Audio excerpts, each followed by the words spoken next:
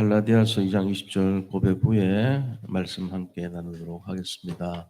내가 그리스도와 함께 십자가에 못 박혔나니 그런즉 이제는 내가 사는 것이 아니요 오직 내 안에 그리스도께서 사시는 것이라.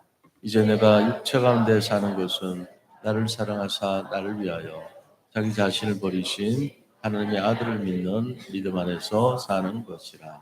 아멘. 오늘 이 골로새서 4장 말씀을 통해서 주님 재림, 예수님의 재림을 준비하며라는 제목으로 말씀을 나누고자 합니다. 서로 옆에 분들 보시면서 인사 나누도록 하겠습니다. 그리스도는 완전하고 충분하고 모든 것입니다.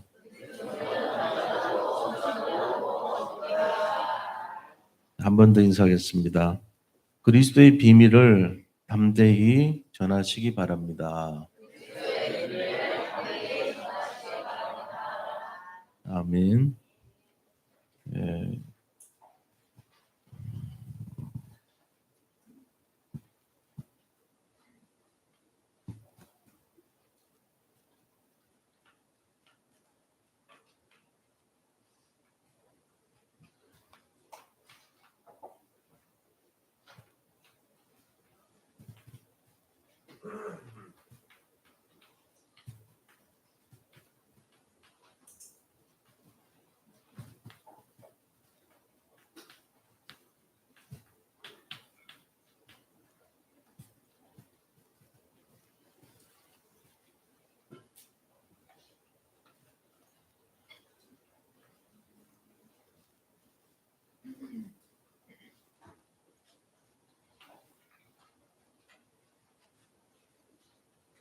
우리가 서론적으로 좀 생각해 볼 것이 성경이 어떻게 되어 있는가, 이 내용을 좀 알아본 성경의 전체 66권의 전체가 어떻게 되는지를 한번 보여야 돼요. 그래서 도표로 한번 보면요, 창세기 1장 1절에 뭐라 했습니까? 하나님이 말씀으로 천지를 창조하시니라 이렇게 되어 있잖아요. 이렇게 해서 창조하셨는데 여기에 창세기 3장이 시작되면서 하나님이 형상과 모양을 따라서 창조하신 그 인간이 낙원에서부터 낙원을 잃어버리게 되죠. 신락원이라고 하는 사건이 만들어져요. 자, 이 신락원 사건 속에서 이제 쭉 생활을 하다가 이걸 회복하기 위해서 그리스도가 필요한 것이 깨달아지죠. 그래서 그 그리스도가 오실 땅, 이거를 준비하라는 언약의 말씀, 이것을 창세기 12장 1절에서 3절에 아브라함에게 주시죠. 그래서 너는 본토 친척 아버지 집을 떠나서 내가 너에게 보여줄 땅으로 가라. 땅에 대해서 얘기하잖아요. 그 땅의 언약을 잡은 사람이 이삭이고 야곱이고 요셉이에요. 그래서 이삭이 그랄 땅에 가가지고 농사를 지었는데 100배의 응답을 받고 100년의 응답을 받았잖아요. 거부가 됐어요. 셈의 근원을 받았죠. 르호봇의 축복까지 받았어요. 근데도 불구하고 이삭이 거기서 머무른 게 아니고 부엘사바라는 가나안 땅으로 다시 돌아와요. 그랄 땅은 블레셋 땅이고 부엘세바는 가나안 땅이에요. 그러니까는 그 많은 재산을 전부 다 놔두고 이 부엘세바로 온 거예요. 왜 그렇습니까? 땅 때문에 그렇죠. 땅. 가나안 땅이라고는 땅의 언약을 잡았기 때문에 다시 땅으로 돌아온 거예요. 그리고 야곱이 이 자기 삼촌 라반과의 이제 경쟁 속에서 라반에게 속아서 14년을 공임을 받지 않고 무료 봉사하듯이 대릴사회 역할을 했어요. 그러다가 14년 지나가지고 이제 거부가 됩니다. 아롱진거, 그다음에 점박이, 그다음에 이렇게 점 있고 이런 거를 자기 걸로 소유를 하고 깨끗한 것은 삼촌 라반 걸로 해가지고 했는데 하나님이 이 진풍나무를 꽂아서 그런 게 아니고 그냥 하나님이 하셔가지고 점박이가 많아졌어요. 그래가지고 거부가 돼서 돌아온 거예요. 그런데 어디로 왔냐? 다시 약복강을 건너가지고 이 하나님께서 약속하신 가나안 땅으로 온 거죠. 그러니까는 전부 땅으로 다시 돌아와요. 가나안 땅. 그리고 그 아들 요셉이요. 전부 애굽에 있는 사람들 이끌고 정말로 자기가 한 그 애굽에서 총리로 있다가 죽어가지고 미라 상태로 있다가 미라가 돼가지고 거기 있다가 유언을 남기죠. 내 이 유골을 너희들이 다시 출애굽해서 갈 때 내 유골도 가져가라. 가져가서 내 고향 땅 세겜 땅에다 나를 묻어달라고 그렇게 예언하죠. 그래서 그대로 이 하몰 추장 하몰에서 사는 그 세겜 땅에 그 무덤에다가 이제 안장을 합니다. 이게 전부 땅에 대한 거야. 애굽에서 묻혀야 되는데 총리였었는데도 불구하고 미라로 있다가 다시 출애굽할 때는 자기 고향 땅인 가나안으로 갔던 거죠. 이 네 명의 족장이 다 그래요. 아브라함이 막벨라 굴이라고 하는 이 가나안 땅에 묻혔죠. 그 아들 이삭도 역시 하나님의 그랄 땅에서 축복받았지만 부엘사바라고 하는 땅으로 내려왔죠. 그리고 야곱도 역시 아버지한테 정말 이렇게 속이고는 멀리 바단 아람이라는 곳에 가서 삼촌 라반을 만나서 생활했지만 굉장히 고생을 많이 했음에도 불구하고 다시 자기 원래 고향인 가나안 땅에 와서 그쪽 이 부엘세바에 머물러 있는 아버지를 만났죠. 그 땅이에요, 전부 다. 누구 땅이냐? 메시아가 오실 땅이기 때문에 그게 의미가 있는 거예요. 요셉도 마찬가지. 자기 유고를 역시 가나안에 묻어달라고 유언을 했습니다. 이 땅을 준비하는 시간표, 다시 말하면 오실 땅에 대한 것이 쭉 기록되어 있어요. 자, 그러고는 이제 오실 땅인데 그 다음 단계는 뭡니까? 메시아죠. 그래서 그리스도께서 오신다는 게 쭉 기록되어 있어요. 이게 메시아가 오신다. 메시아 오신다는 내용이 어디 있습니까? 시편과 그 다음에 선지자의 글과 그랬어요. 선지자의 글, 그 다음에 모세의 글. 여기에 하나님이 오신다는 것이 기록되어 있다고 되어 있어요. 그래서 시편에 다윗이 메시아가 오신다고 계속 글을 남겼죠. 그 다음에 모세의 글에 보니까 창세기부터 신명기, 창출애굽기, 신명기, 레위기, 민수기까지 그리스도를 설명하고 있어요. 그 다음에 대선지서, 소선지서에도 전부 그리스도를 얘기하고 있어요. 그래서 이사야서부터 해가지고 다니엘서까지 사람에게 일단 전부 다 대선지서에서도 그리스도 얘기하고 있어요. 소선지서는 호세아부터 해가지고 말라기까지 호열, 아모뇽, 그다음 미낙, 삭스말 전부 다가 소선지서인데 전부 오실 그리스도를 예언하고 있는 거예요. 그러니까 이런 내용들 전체가 그리스도께서 오신다는 거예요. 그래서 구약이 끝나죠, 말라기에서.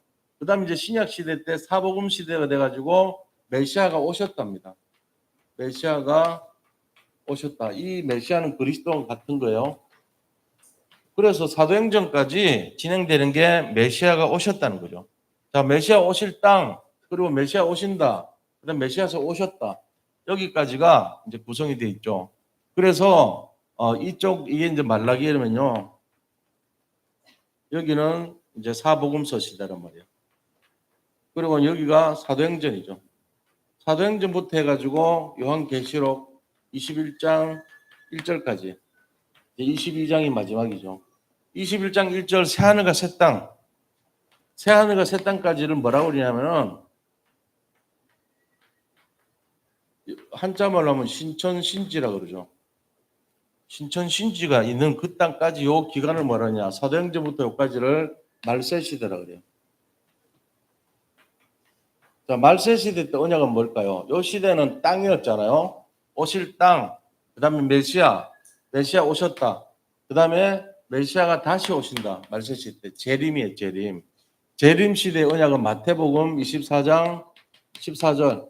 이 천국 복음이 모든 민족에게 증언되기 위하여는 땅까지 전파되어야 하리니 그제야 끝이 오리라 이거거든요. 그래서 재림이 오면은 어떤 일을 합니까? 우리는 주님이 주신 그 상급과 응답을 누리는 시간표가 시작되는 거고, 그 다음에 불신자들은 심판이 시작되는 거예요. 심판의 날이죠.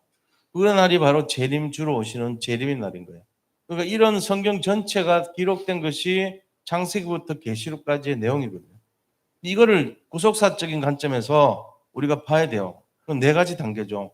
메시아 오실 땅을 준비해야 된다. 그게 언약이었어요. 메시아가 오신다. 그 다음에 메시아가 오셨다. 그 다음에 다시 오신다. 지금은 다시 오신다 이 시간표예요. 말세 시대에. 우리가 지금 언제 어떤 언약을 잡고 어떻게 살아야 되는지 모르면은 우리는 어느 날 갑자기 죽음을 맞이해서 아무런 대책도 없이 그냥 허송세월하는 식으로 갈 수도 있어요. 그래서 미래를 준비해야 되는 시간표가 말세 시대 우리의 내용이다. 그러면 말세 시대 때 우리가 가져야 될 이 신앙의 내용들을 좀 더 구체적으로 살펴볼 필요가 있죠. 주님의 그리스도의 이 재림을 대비하는 인생이 돼야 돼요. 그러면 우리 인생은 도대체 어떤 시간표 속에서 어떻게 흘러가는가? 이거는 성경에서 말하는 66권의 시간표고요. 그럼 우리 개인의 시간표는 어떻게 되느냐? 자, 우리 개인, 구원받은 개인이죠. 이걸 좀 알고 있어야 돼요. 그래야지 죽음을 맞이해서, 이거 이제 예수님의 재림을 준비하며가 아니고 나의 죽음을 준비하며, 이렇게 바꾸면 되죠. 나의 죽음을 준비하며. 죽잖아요. 시한부잖아요. 뭐 다 죽어요. 거의 한 200년 밑으로 다 죽어요. 150년 밑으로 다 죽는다고요. 여기 계신 분들이 앞으로 100년 뒤에는 만나볼 분이 거의 없어요. 땅에서 이렇게 다 진토가 돼가지고, 불에 우리가 이렇게, 그렇게 해가지고 흩어진다니까요, 결국은. 그러니까 그 전에 준비하고 살아야 돼요. 우리의 죽음을 대비하여. 예수님의 재림을 대비하여. 같은 말입니다. 그래서 우리는 그냥 막연하게 살면 안 돼요. 이 내용을 좀 알아야 돼요. 시간표라는 개념이 필요하죠. 그래서 한번 살다가는 인생 어떻게 살아야 되는가 하는 것이 굉장히 중요합니다. 자, 그래서 개인의 시간표가 첫째가 뭘까요? 구원이죠. 구원 받아야 되잖아요. 구원 안 받고 죽으면 억울한 거죠. 진짜 이거는 무지무지하게 억울한 거예요. 그래서 골로새서 1장 13절에서 14절, 이게 구원의 시간표입니다. 한번 읽어볼까요? 나눠드린 유인물 보세요. 골로새서 1장 13절에 14절, 지난주에 했어요. 함께 읽습니다. 그가 우리를 흑암의 권세에서 건져내사 그의 사랑의 아들의 나라로 옮기셨으니 이 아들 안에서 우리가 속량 곧 제사함을 얻었도다. 그리스도 안에서 우리가 제사함을 얻은 것이 구원이잖아요. 이게 첫 시작의 시간표의 시작이에요. 우리는 이 땅에서 구원받기 전에는 사실 별 의미 없는 인생인데 구원받은 그 시간표부터 제대로 인도받는 인생이 되죠. 그래서 우리의 죽음을 준비하기 전에 우리가 해야 될 것이 뭐냐? 육체를 입고 있는 동안에 구원받아야 돼요. 그래서 이 하나님의 아들의 나라, 흑암의 나라에서 하나님의 아들의 나라로 옮긴 것, 속량받고 죄가 없다는 것을 인정받고 옮긴 것이 구원의 시작이죠. 그러니까 구원받은 우리가 뭘 해야 되나요? 두 번째, 우리는 그 다음 단계로 이제 그 구원을 누려야 되겠죠. 누림. 구원으로 끝나는 게 아니고 뭘 누려요? 골로새서 2장 2절 3절을 누려야 돼요. 자, 어떻게 누려야 되는지를 한번 보자고요. 뭐를 누려야 되는지 함께 읽습니다. 이는 그들로 마음의 위안을 받고 사랑 안에서 연합하여 확실한 이의 모든 풍성함과 하나님의 비밀인 그리스도를 깨닫게 하려 함이니 그 안에는 지혜와 지식의 모든 보화가 감추어져 있느니라. 그리스도를 누리는 거예요. 우리가 구원받고 나서 구원받은 것은 하나님의 아들의 나라로 옮겨지고 그 다음에 그리스도를 누려라. 왜요? 그리스도 안에는 모든 지혜와 지식과 보화가 다 들어있다는 거죠. 자, 그 다음에 세 번째는 어떤 시간표가 와야 될까요? 세 번째는 300% 준비하는 시간표가 와야 돼요. 준비. 300%가 뭡니까? 나와 현장과 미래를 각각 100%씩 준비하는 300%도 있고요. 그 다음에 전문성, 현장성, 시스템이라고 하는 이 100%씩을 준비하는 시간표도 돼요. 다시 말하면은 내가 복음을 알고 구원받았고 그 복음을 누리는 인생이 됐다면 이제는 준비해야 되죠. 뭘 준비해야 됩니까? 전문성, 복음을 가지고 어떤 불신자든지 살려낼 수 있는 전문성을 갖춰야 되죠. 그리고 현장으로 가서 그 시스템, 그 사람들을 살릴 수 있는 지속할 그릇으로 준비돼야 된다 이거예요. 이게 우리가 해야 될 사명이거든요. 그래서 이 준비가 우리 인생의 시간표다. 그래서 네 번째 뭐 해야 됩니까? 네 번째는 재림을 실제적으로 대비해야 되는 거예요. 재림을 대비하고. 그죠? 그래서 우리 자신들은 이제 자 주님이 다시 오시는 날을 재림을 준비해야 된다. 300% 준비에 도전하는 거죠. 도전. 우리 인생에. 자, 그러고는 재림을 어떻게 준비해야 되냐? 골로새서 3장 4절, 5절. 자, 이 속에서 주님의 마지막 그 재림을 준비해야 됩니다. 같이 한번 읽어보겠습니다. 우리 생명이신 그리스도께서 나타나실 그때에 너희도 그와 함께 영광 중에 나타나리라. 그러니까 이 재림을 준비해야 돼. 우리도 주님과 함께 영광 중에 나타날 수 있도록. 우리가 허무한 인생이 아니고 지옥 간 인생이 아니고 주님의 재림 때 그의 영광 속에 함께 참여하고 함께 나타날 수 있도록 재림을 맞이할 수 있도록 준비가 되어 있어야 된다는 거예요.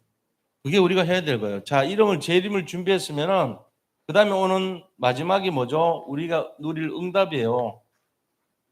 응답. 응답은 요한계시록에서 그 응답이 준비되어 있죠. 계시록 22장 5절. 자, 요한계시록 22장 5절에 보니까 뭐라고 응답이 온다고 되어 있죠? 한번 읽어보겠습니다. 우리 다시 밤이 없겠고 등불과 햇빛이 쓸데없으니 이는 주 하나님이 그들에게 비치심이라 그들이 세세토록 왕노릇하리로다. 왕노릇한대요. 그리스도와 함께 왕노릇하는 것이 우리의 응답입니다. 이게 우리의 개인의 시간표입니다. 우리가 이거를 모르고 우리가 어떻게 돌아가는지 모르면 안 돼요. 이거는 성경에서 말하고 있는 내용이지만 내가 어떻게 되는지를 알아야 될 거 아닙니까? 내 자신이. 성경에는 저렇게 돼 있지만 나는 그럼 어떻게 하냐 이거죠. 개인의 시간표하고 성경의 시간표를 준비를 해야 내 종말, 내 개인의 죽음을 맞이하여 그 다음에 그리스도께서 원하시는 성경에서 말하는 재림을 준비하며 같은 개념이에요. 재림 준비하는 거는 하나의 큰 거죠. 관점이. 그런데 미시적이고 거시적인 게 있잖아요. 경제도. 이거는 거시적 관점에서 볼 수 있는 눈이라면 언약을 이거는 미시적 관점에서 볼 수 있는 눈이라고 볼 수 있어요. 두 가지를 다 준비해야 돼요. 거시적인 거하고 미시적인 거하고 둘 다 언약과 관계 있죠. 그래서 큰 틀에서 언약을 이해해야 되고 내 개인의 작은 틀에서 언약을 이해하는 것을 동시에 같이 준비해야 돼요. 안 그러면은 큰 틀은 알겠는데 나는 어떻게 해야 될 것인가? 따로 돼버려요. 따로 되면 안 돼요. 같이 가야 돼요. 그래서 이 시간표하고 이 시간표가 같은 준비를 통해서 이루어져야 된다. 그게 언약의 흐름이죠. 그 언약의 흐름 속에 우리가 들어가야 되는 거예요.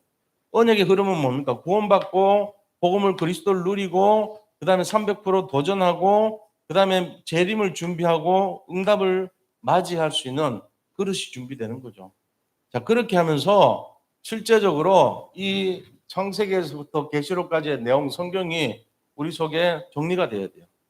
창세기부터 하나님 말씀으로 천지를 지으셨는데 그 개입하는 상황 속에서 사단이 우리를 방해해가지고 창세기 3장 문제라고 하는 신라곤을 일으켰고 그 속에 오실 땅을 통해서 메시아를 준비했고 그분이 오셔서 지금은 말세 시대 때인데 결국은 요한계시록 21장 1절에 새하늘과 새 땅으로 말미암아 낙원이 회복되는 거예요. 복낙원이라고 해요. 이걸 신라곤과 복낙원이라고 하는 것이 이런 의미거든요.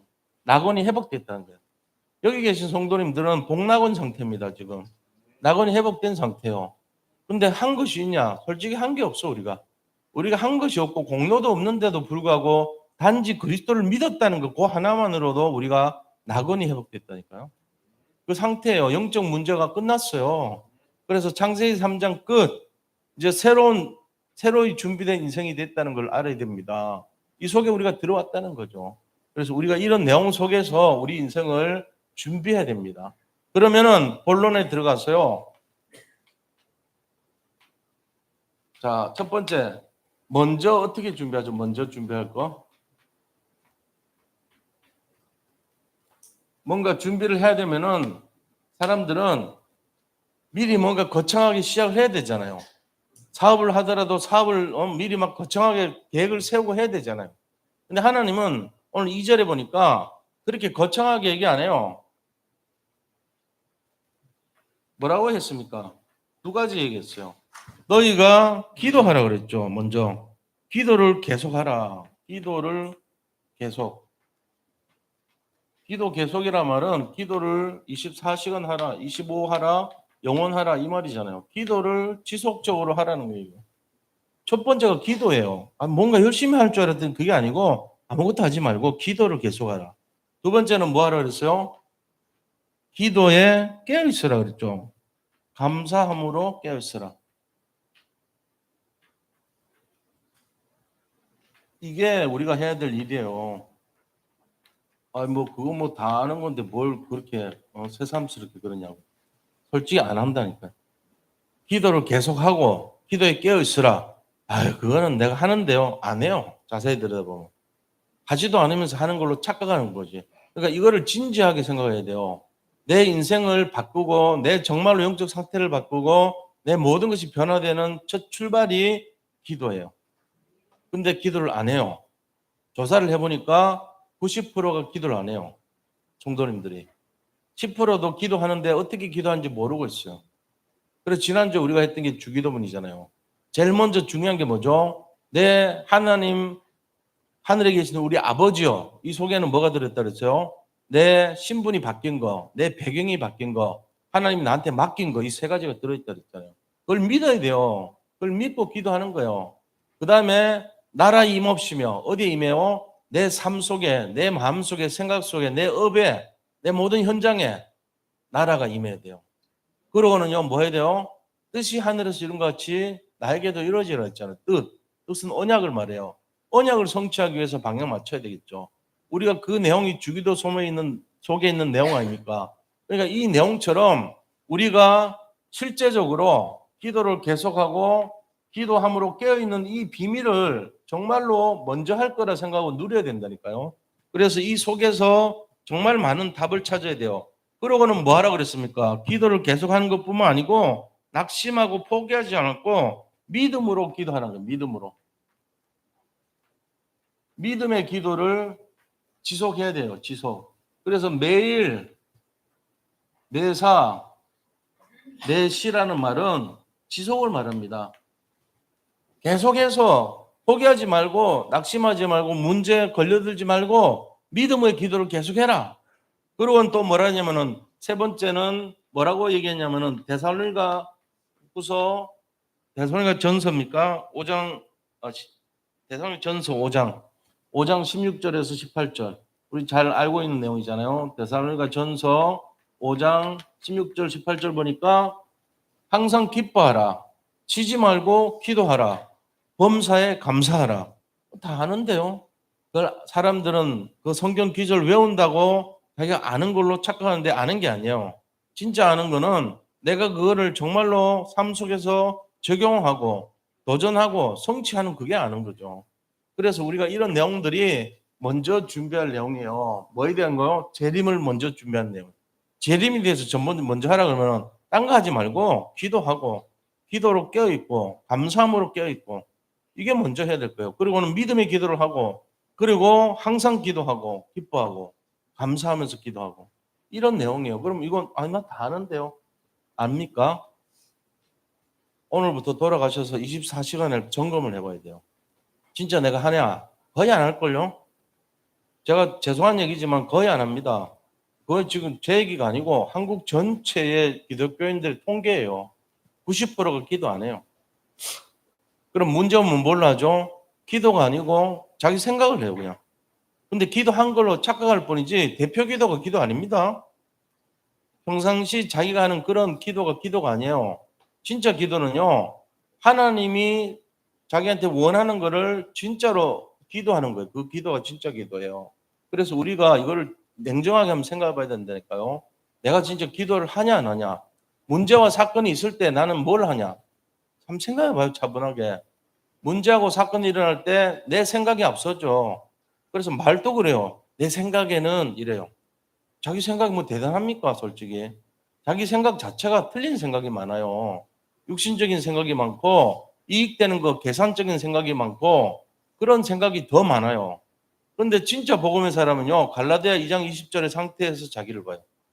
나는 죽었고 나는 능력도 없고 내 생각 별 의미 없어. 진짜는 말씀이 어떻게 되는지 성경에서 말씀하고 있는 게 뭔지, 그러면서 기도로 들어가서 주님의 뜻이 무엇입니까? 내가 이 문제가 나타났는데 왜 이 문제가 일어났습니까? 질문부터 하는 거예요.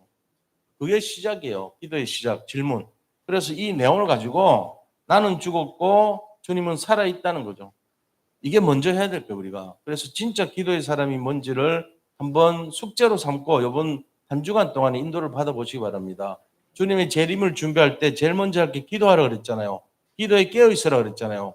그런데 그렇다면 나는 지금 어떻게 하고 있는가? 아, 내가 기도를 안 하고 살고 있구나. 그게 발견되기만 해도요, 엄청난 반전이 일어나요. 내가 정말로 기도의 사람이 맞다면 인생이 달라진다니까요. 그래서 예수님도 십자가에 달리기 전에 굉장히 많이 기도하셨잖아요. 우리가 그 내용들을 한번 볼 필요가 있겠죠. 예수님의 기도, 그 다음에 사도 바울의 기도, 다 기도가 그렇게 했어요. 믿음의 사람들의 기도는 어떻게 했냐? 내용을 보자고요. 한번. 자, 그러면은 기도에 대한 부분 우리 나눠드는 유인물에 조금 정리가 되어 있으니까 보자고요. 마태복음 14장 22절 23절 함께 읽겠습니다. 예수께서 즉시 제자들을 재촉하사 자기가 무리를 보내는 안에 배를 타고 앞서 건너편으로 가게 하시고 무리를 보내신 후에 기도하러 따로 산에 올라가시니라. 저물매 거기 혼자 계시더니 예수님이 미리 제자들을 가지고 미리 가라 그래 놓고는요, 제자들보다 참 미리 간 게 아니고 미리 무리를 떠나 보냈어요. 그리고는 예수님이 따로 배를 타고 건너가시고 기도하려고 거기 남아 계셨다는 거예요.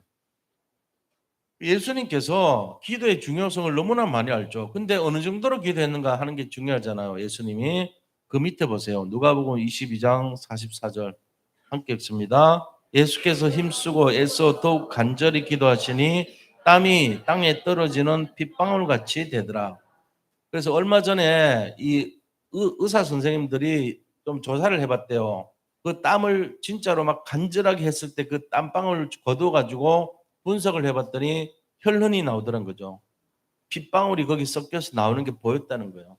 이 말이 틀린 말이 아니고 정말 간절한 마음으로 막 집중 기도하면요, 땀방울이 핏방울처럼 섞여가지고 그렇게 된다는 게 증거가 됐어요. 이게 실제적인 내용이에요. 그러니까 우리가 얼마나 간절히 했으면은 피가 스며질 정도로 그렇게 간절히 했겠냐는 거죠. 예수님은 예수님이지만 하나님이시잖아요. 근데도 불구하고 그 문제 사건 앞에서 간절한 마음으로 기도하셨다는 거예요. 또 어떤 자세로 기도해야 되냐, 우리가 잘 알아야 될 게 그 밑에 한번 보자고요. 요한복음 11장 40절에서 41절입니다. 예수께서 이르시되 내 말이 내가 믿으면 하나님의 영광을 보리라 하지 아니하였느냐 하시니 돌을 옮겨 놓으니 예수께서 눈을 들어 우러러 보시고 이르시되 아버지여 내 말을 들으신 것을 감사하나이다 이렇게 말했어요. 예수님도 이 뭐를 얘기하냐면은 기도 응답에 대해서 감사했잖아요. 지금 이 장면이 어떤 장면이냐면은 어 4일 동안 예수님이 나사로가 죽은 것을 알면서도 일부러 늦춰 가신 거예요. 살릴 거 알고 가셨죠. 그래서 베단이라는 곳에, 베단이 특징이 뭐냐면요, 거기에는 조금 약간 우리로 말하면 이렇게 약간은 이 계급상 좀 낮은 사람들이 모여 사는 지역이 베단이에요. 일반적인 사람 잘 안 가요. 근데 거기에 예수님이 자주 가셨어요. 그 없고 천하고 낮은 그런 사람들이 모여 사는 곳에 가서 살리려고 자주 가셨거든요. 근데 그 베다니에는 마리아와 마르다라고 하는 이 두 자매가 살고 있었고 나사로라고 하는 이 남자가 같이 세 명이 형제가 살고 있었단 말이에요. 근데 나사로가 죽었어요. 죽어가지고 이제 갔어요. 가니까 나흘째 되던 날 갔는데 이 마르다가 입이 막 이만큼 나왔어요. 나와가지고 예수님 지금 이미 사흘째 됐습니다. 나흘째 됐습니다. 이미 이 아이에서 안에서 부패다는 냄새가 납니다. 시체가 썩어서 부패치가 납니다. 왜 이렇게 늦게 오셨어요? 라는 원망의 말이 있는 거죠. 근데 예수님 뭐라냐면 이 돌을 옮겨 놓으라. 그 말 속에 뭐가 있어요? 내가 나사로를 살릴 것이다. 이 말이 있는 거예요. 그런데 이 마르다가 뭐라고 대꾸하냐면은 예수님 이미 사흘이 지나고 나흘 지났는데 이렇게 늦게 오셔가지고 돌 치우라니요. 썩은 냄새가 진동합니다. 이렇게 원망하고 불평하는 말이죠. 그때 예수님이 말한 거를 지금 막 성질 내면서 들은 이후에 예수님이 하나님께 한 말씀이요. 내 기도를 들어주셔서 감사합니다. 이 말한 거예요. 그러고는 나온 말이 뭡니까? 그 다음에 나사로야 나오너라 이 말 한 거예요. 바로 D가. 그러니까 우리가 원망 불평하는 거는 눈에 보이는 것 중심이잖아요. 불신앙이 많이 깔려 있는 거죠. 근데 진짜 믿음의 사람은요, 그 문제 걸려들지 않아요. 문제가 아니고 예수님이 말씀하신 그 말씀에 순종합니다. 먼저. 알겠습니다, 예수님. 어떤 상황이라도 주님이 원하시는 뜻대로 내가 맞추겠습니다. 이게 먼저지. 내 눈에 보이는 것이 다가 아니잖아요. 내가 뭐 인간이 뭘 판단을 해요? 하나님인데. 그리스도가 하나님이 내 앞에 있는데 그 그리스도의 말에 순종하지 않고 내 생각대로 그냥 판단하면 그거 틀린 거죠. 제가 내일부터 일본 갑니다. 왜 갑니까? 돈 써가면서. 이유가 뭐죠? 심심해서요. 놀러 갑니까? 아니에요. 성경에 말씀이 돼 있어요. 마태복음 28장에 분명히 나와 있죠. 18절에서 20절. 너희는 가서 모든 민족으로 제자를 삼으라. 세례를 베풀고 내가 너에게 분부한 모든 것을 가르쳐 지키게 하라. 볼지어다. 이 말은 중요한 거 강조할 때 나온 말이요. 너희가 이렇게 하면 내가 세상 끝날까지 너희가 항상 함께 있으리라 하시니라. 그 말씀대로 따라가는 거죠, 우리가. 그냥 가는 게 아니에요. 하나님이 제가 뭐 잘하지는 못하지만 뭐 아주 오래전에 갈 수 있는 간단한 언어를 할 수 있도록 준비를 다 해놨다니까요. 막연히 그런 게 아니고 이상하게 제가 지금 생각해도 야간에 가면서 대학생들이 공부합니까 솔직히. 근데 그렇게 마음을 주더라고 저를. 야간에 가가지고 1학년부터 4학년까지 따라하면서 같이 공부했다니까요. 공짜니까 사실은 돈 내야 되는데 돈이 없으니까. 그런 마음 주겠냐고요. 쉽지 않은 마음이에요. 근데 제가 했어요. 그렇게 해가지고. 왜냐면 지금 생각하면 이거 하라고. 가서 복음 하나라도 더 제대로 전해보라고. 그래서 한 거잖아요. 하나님이 우리에게 이 내용을 전달하는 이유를 잘 알아야 돼요. 먼저 준비할 거. 기도해라. 그러면 기도하면 돼요. 그 다음에 감사함으로 깨어서 기도해라. 그러면 기도하시면 돼요. 그러고는 범사에 감사하고 항상 기도하고 쉬지 말고 기도해라. 그리고 하나님께서 우리에게 항상 기뻐하라 그랬어요. 이게 하나님께서 우리를 항상 먼저 해야 될 내용이에요. 하시면 되죠. 자, 두 번째는 이렇게 됐다면 우리가 실제적으로 어떻게 해야 되냐. 자, 좀 더 구체적인 내용이 들어가야 되겠죠. 그죠? 기도에 대해서 한번 조금 더 보충하면은 믿음의 기도가 중요한 거예요. 내가 기도해놓고 아유 안 될 것 뻔히 아는데 이런 기도하면 안 돼요. 마가복음 11장 24절 그 밑에 한번 같이 읽어볼게요. 그러므로 내가 너에게 말하노니 무엇이든지 기도하고 구하는 것은 받은 줄로 믿으라. 그리하면 너에게 그대로 되리라. 이거잖아요. 그렇게 하면서 데살로니가전서 5장 16절에서 18절 보니까 항상 기뻐하라. 쉬지 말고 기도하라. 범사에 감사하라. 이것이 그리스도 예수 안에서 너희를 향하신 하나님의 뜻이니라. 하나님 뜻이 그렇다는 거죠. 그러니까 우리가 여기에 방향을 맞춰야 된다는 겁니다. 그러면은 이제 구체적인 준비가 어떻게 되느냐? 이때 어, 응답이 먼저 옵니다. 그러면 어떻게 준비해야 되냐? 구체적으로 응답은 어떤 게 올까요? 우리가 진짜 기도하면은 기도 응답이 오는데 그 응답의 내용은요 이거예요. 하나님께서 가장 원하신 걸 응답을 줘요. 뭐가 옵니까? 전도와 선교라고 하는 이 열매가 맺혀요. 예를 들어 제가 이제 대표로 해서 전도 선교로 대표로 가잖아요. 이번 주에도 이상하게 저 춘천에서 계신 분들이 저를 만나가지고 계속 얘기하고 복음 전하고 그러다 왔거든요. 어제 그러고 왔어요. 한 세 분이 와가지고 계속 얘기 듣고 그러면서 저한테 또 이제 살 빼라고 뭐도 보내주시고 이러고 하여튼 감사하죠 뭐. 자기들 보기에도 좀 불편하셨는지 복음 더 전하는데 유익하라고 그러신 것 같아요. 그래서 내가 알겠습니다. 이 뱃살을 좀 완전히 빼보겠습니다 하고 먹고 있어요 지금. 그런데요. 전도 선교의 열매가 맺힌다니까요. 반드시 그분들이 찾아왔잖아요. 그러고는 이 복음 때문에 실제적으로 도와주고 말씀 듣기를 원하고 그런 관계가 형성이 되잖아요. 자, 선교도 마찬가지예요. 이게 이제 응답으로 열매라는 것이 맺힌단 말이에요. 그럼 이 열매는 어떤 열매죠? 성도님들 여기 계신 전부의 열매예요. 산돌리 예비교회 성도님들의 열매예요. 우리가 받은 그 응답과 축복이 어디로 흘러가요? 날아가 버립니까? 제가 필리핀 선교 갔다 오면 그 응답이 날아가요? 아니에요. 여기 계신 성도님들의 가정과 삶 속에 자녀들에게 그대로 전달되는 응답이에요, 그게. 그러니까 이거를 같이 간다고 생각하셔야 돼요. 옛날에 이 응답이 오는데 보세요. 예를 들어 그 모세를 보자고요, 모세. 모세가 출애굽을 해가지고 광야에 갔는데 거기에 이 모세를 이제 아말렉 쪽이 와가지고 방해를 하잖아요, 못 가게. 이 아말렉이 왔어요. 그때 아말렉과 싸우는 이 모세 현장에 누가 왔어요? 누가 붙었어요? 모세 혼자서 막 칼 들고 싸웠나요? 아닙니다. 모세한테 붙여준 사람이 여호수아 갈렙. 여호수아와 갈렙은 무장해가지고 칼로 실제적으로 현장에서 칼로 싸웠어요. 무장해서. 여호수아하고 갈렙은 실제로 칼싸움 해가지고 그들을 물리쳤어요. 아말렉을. 그 다음에 아론과 훌이라고 있죠. 아론은 모세 형이고 훌은 전하는 말에 의하면 모세의 처남이라고 돼 있어요. 그러니까 자기 그 누나 있잖아요. 누나의 남편이 훌이라고 그렇게 기록되거든요. 그 이제 전설로 전승되는 말이에요. 그러니까 한쪽에는 형이, 한쪽에는 처남이, 큰 처남이죠. 자기를 도와준 거예요. 기도로. 팔을 들어주면 이기고 내리면 졌으니까 팔을 거들어준 거예요. 그러니까 같이 동력이라고 동력, 무장하고 동력자. 모세의 기도를 돕는 동력자죠. 그 다음에 백성들은 뭐 했습니까? 백성들은 뒷짐하고 놀았나요? 아니에요. 같이 함께 싸운 거예요. 같이 여호수아 갈렙과 함께 같이 현장에서 싸웠어요. 그래서 이 아말렉을 싸워 이겼어요. 똑같이요, 지금. 이게 지금 선교 현장은 영적 싸움이에요. 그냥 가는 게 아니에요. 거기는 진짜 어떤 면에서 지난번에 굉장히 더웠잖아요. 근데 거기 필리핀 같은 데는 에어컨도 안 나와요. 거기 땀 뻘뻘 흘리고 가야 되는 거예요. 들어가서 또 비행기 타고 또 들어가가지고 딱 강의하고 거기 있는 사람들 팀싹 해주고 영적 상태 바꿔주고 돌아오는 거예요. 돈도 많이 들죠. 30명, 40명씩 한 교회에서 가니까.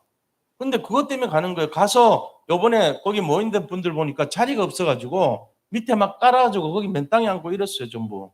거기서 돌아온 열매들이에요, 다들. 그분들이 뭔가 본 거잖아요. 아, 우리 필리핀에 이게 지금 뭔가 변화되고 있구나. 이런 걸 느끼니까 그분들이 모여가지고 거기 집중해가지고 이번 21일 날 또 마찬가지 다 모입니다. 그 팀들이 130명, 160명, 벌써 200명 예약돼 있어요. 그 팀들이 똑같이 와요, 여기에. 그러니까 이 흐름을 우리가 모르면은 잘 이해를 못하죠. 왜 돈 써가면서 그러냐 할 수 있어요. 근데 그게 아니에요. 그 축복과 응답이 누구한테 가요? 여기 계신 분들한테 가는 거예요. 우리가 영적 싸움하고 영적 전쟁터 가는 거거든요. 그러면은 누군가는 제 팔 한쪽을 들어줘야죠. 아론처럼, 훌처럼, 여호수아 갈렙처럼 현장에서 싸우고 칼로. 그다음 백성님처럼 전부 기도해주고. 그리고 제가 대표로 가서 현장에서 그 현장에 있는 응답을 가지고 오는 거죠. 이 땅에. 그게 전도 선교란 말이에요. 만약에 제가 선교 안 하고 전도 안 하면은 저 쫓아내세요. 그게 맞는 거라고 봐요. 목사 돼가지고 전도도 안 하고 선교도 안 하면 그게 목사입니까? 솔직한 얘기로. 제가 뭐 어떤 면에서는 건강해가지고 가는 거 아니잖아요. 어떻게 보면은 좀 약간 위기를 안고 가잖아요. 더운 날 가는 거는 진짜 생명을 걸어야 되는 상황이 있다고 있잖아. 남들한테 얘기 못 해요. 그냥 가는 거예요. 그러면은 기도해 줘야죠. 그게 맞잖아요. 이게. 응답은 뭐냐? 첫째는 전도와 선교라는 응답이 오는데 그럼 우리가 구체적으로 어떻게 해야 되냐? 함께 해줘야 돼. 함께. 이 모든 말씀이 함께란 말이에요. 함께. 목사님이 가서 잘 하고 오시겠지가 아니고 가 있는 동안 계속 기도해주고 함께 해줘야 되는 거예요. 이게 비밀이다. 그럼 함께하는 이 비밀이 어디에 함께해야 되죠? 그리스도가 함께하는 것이 나의 업에, 그죠? 진짜 하나님이 함께하는 것이 이게 3절에 나와요. 3절. 3절에 사도 바울이 했던 자세입니다. 3절 한번 읽어보자고요. 다시. 또한 우리를 위하여 기도하되 하나님이 전도할 문을 우리에게 열어주사 그리스도의 비밀을 말하게 하시기를 구하라. 내가 이 일 때문에 매임을 당하였노라. 그러니까 이거를 우리가 잘 알아야 돼요. 왜 이 사도 바울이 매임, 감옥에 가면서까지 이 복음 전하라고 했냐? 왜 저렇게 선교하려고 했냐? 하나님께서 전도의 문을 열어주사 그 사람들 상태 바꿔주고 복음 전하게 하라고 말씀하셨으니까. 이게 지상 명령이에요. 지극히 높은 명령. 그래서 그레이트 커미션, 그레이트 커맨드라 그래요. 그레이트 오더, 더 그레이트 오더죠. 그러니까 가장 높은 명령이 너희는 가서 모든 민족으로 제사 삼으라 이 선교예요. 그래서 가는 거예요. 더 그레이티스트죠. 아주 최고의 오더란 말이에요. 명령. 그러니까 이런 내용 속에서 우리가 가는 건데 함께라는 것이 필요하다. 그러면 이 내용 속에 함께하는 것이 어디로 가야 되죠? 나의 업에, 그 다음에 나의 가정, 자녀, 교회, 모든 곳에 이것이 이 정신이 스며들어야 돼요. 전도와 선교의 방향 맞추도록. 그 다음에 나의 삶 속에서 이게 정말로 머리부터 발끝까지 이게 내 것이 안 되면요, 그게 재앙입니다. 그게 저주입니다. 우리가 딴 게 저주가 아니에요. 이게 나하고 관계 없다고 생각하는 순간 나는 복음과 관계 없는 사람 돼요. 나는 뭐하고 관계 없어요? 나는 이 세상에 내가 뭐 때문에 살았는지 모르고 이거 아무 관계 없어요. 나하고. 개인의 시간표하고 나하고 관계 없어요. 내가 왜 구원을 내가 왜 받아? 쓸데없이. 시간 낭비하게. 이래 돼버린 거예요. 구원 왜 받아요? 구원 받아서 뭐 좋은 일 있나요? 구원을 왜 받냐고요? 구원 받아야 돼요. 우리가 육체를 입고 있는 사는 동안 구원 못 받으면 억울한 거예요. 원래 인간은 당연히 구원 받아야 돼요. 그것처럼 여기에 있는 사람들이 복음을 누리고 그리스도 누리고 준비하고 재림 준비하는 것이 전도 선교의 방향 맞춘 거거든요. 그리고는 그 응답이 반드시 오는 걸 누려야죠. 우리 자녀들이 진짜 이 복음 속에서 승리하게 만들어서 내가 발판이 돼야 되거든요. 그래서 그런 거예요. 실제적으로 이게 연결 안 되면은 진짜 솔직한 얘기로 큰일 나는 거 이거는. 그러니까 이 나의 업의 가정과 자녀 교회 나의 삶 속에 이 전도와 선교를 통해서 재림을 준비하는 것이 들어와야 된다는 거죠.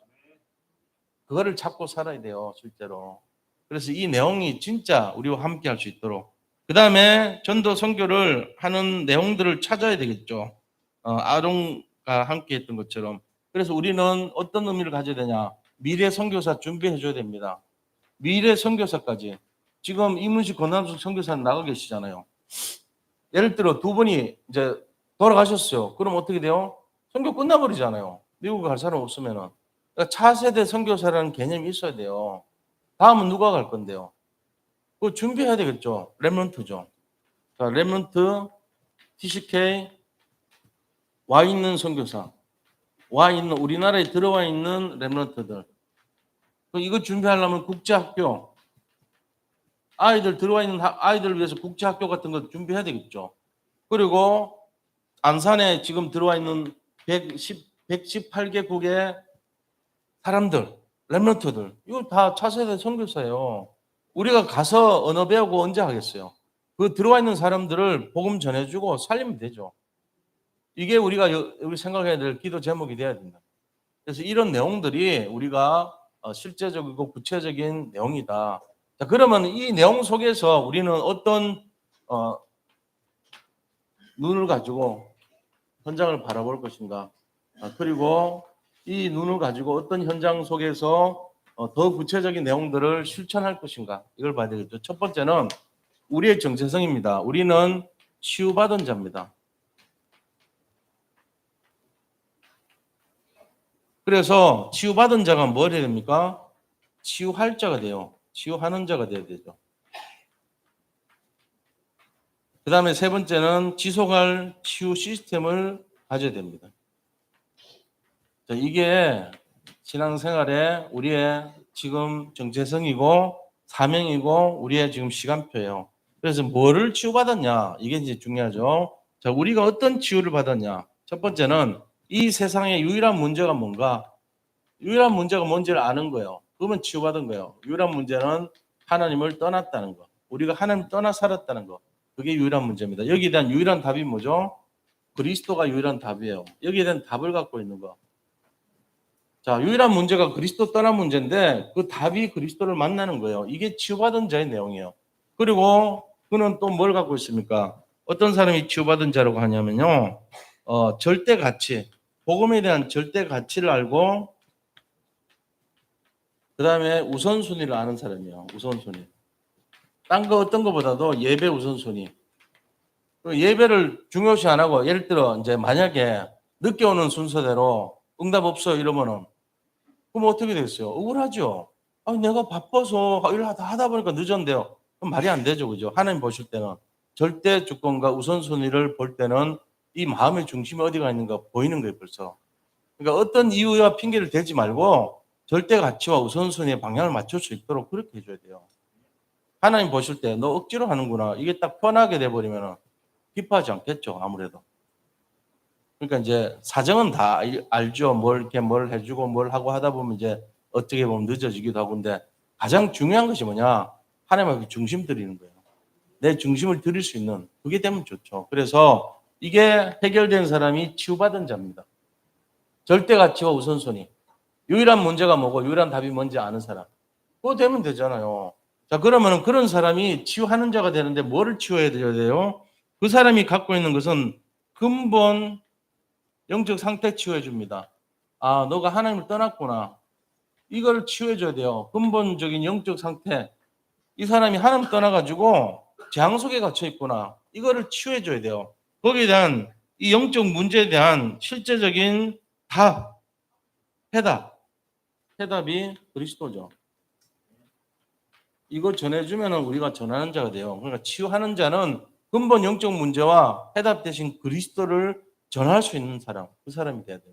자, 그러면은 이렇게 했다 할 때 치유 시스템이 어떤 것이 치유 시스템이냐면은 바로 사람입니다. 우리는 시스템 하면은 뭔지 몰라요. 시스템이 사람이에요. 방법도 사람이고 시스템도 사람이에요. 예수님이 어떻게 치유하셨죠? 예수님이라는 방법을 통해서 한 거예요. 예수님이 방법이에요. 예수님이 어떻게 한 방법이 아니에요. 예수님 자체가 방법이에요. 바울이 방법이었어요. 바울 팀이 방법이었다니까요. 그러니까 내가 방법이 돼야 돼요. 하나님이 쓰시는 방법이 내가 되면 돼요. 그러면 되잖아요. 근데 사람들은 자꾸 방법의 구체적인 내용을 하는데 그렇게 똑같이 해도 안 될 경우가 많아요. 왜 그렇죠? 방법이 틀려서 그래요.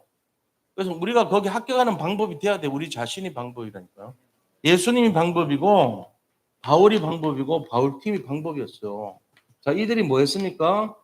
그리스도와 5가지 기초, 만남의 축복, 그 다음에 개인의 변화, 가정의 변화, 팀의 변화, 현장의 변화, 그 다음에 전문 사역, 전문교의 변화, 지역의 변화, 이걸 일으키는 5가지 응답의 주역이 됐던 거예요.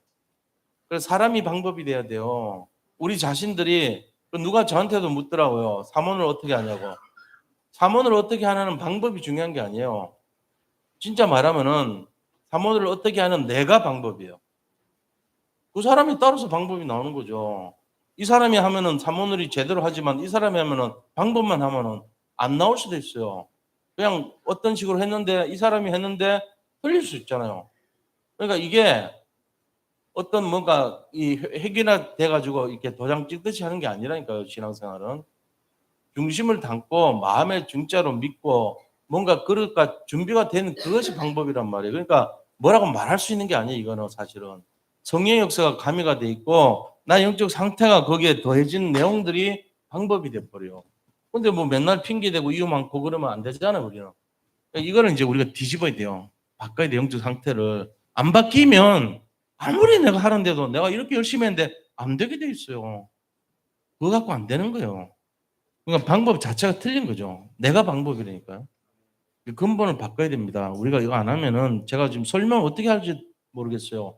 이게 방법이라고. 제가 방법이 돼야 된다니까요. 제가 어떻게 생각하면 부끄럽죠. 안 될 때도 많으니까. 그래서 이거를 되는 쪽으로 하려고 지금 인도받는 거예요. 제가 방법이라는 걸 깨닫는 순간, 야, 진짜 부끄럽다. 나 부끄럽다. 이런 생각 드니까. 내가 진짜 갱신하고 제대로 인도받고 말 한마디라도 신중하게 하고 정말로 복음을 유익하게 해서 하는 쪽으로 내가 가야 되지 않겠냐.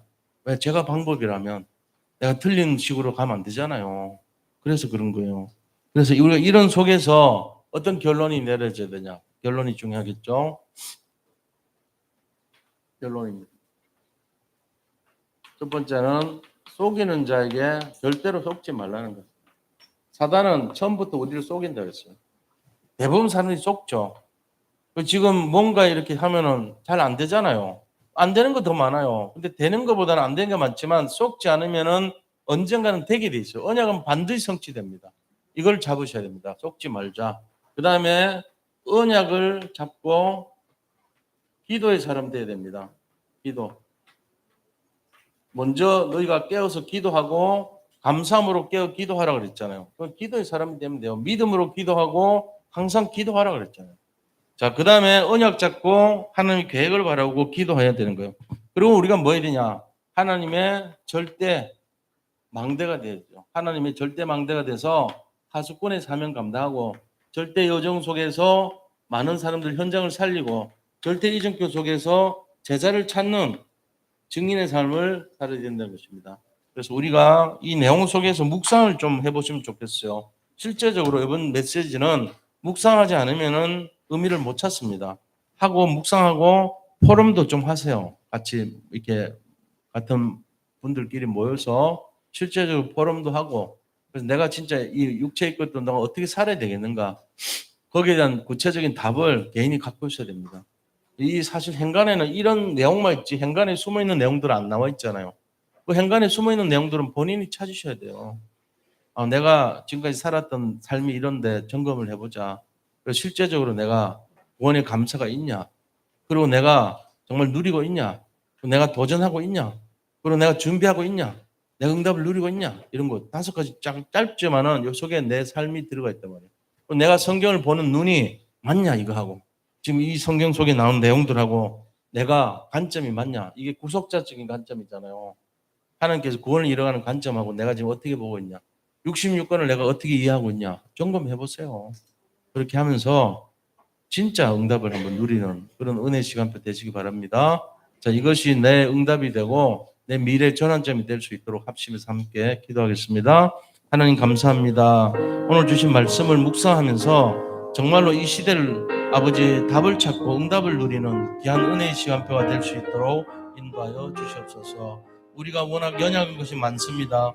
이유와 핑계를 더 이상 대지 말게 하시고 정말 오직의 믿음으로 결단하고 승리하고 도전할 수 있는 믿음의 사람들이 다 되게 하여 주옵소서. 그래서 하나님이 가장 원하시고 기뻐하시는 영혼구원과 세계복음화의 언약의 방향을 거쳐 절대망대로 파수꾼의 사명을 감당할 수 있도록 인도하여 주시옵소서. 살아계신 주 예수 그리스도 이름으로 기도드립니다.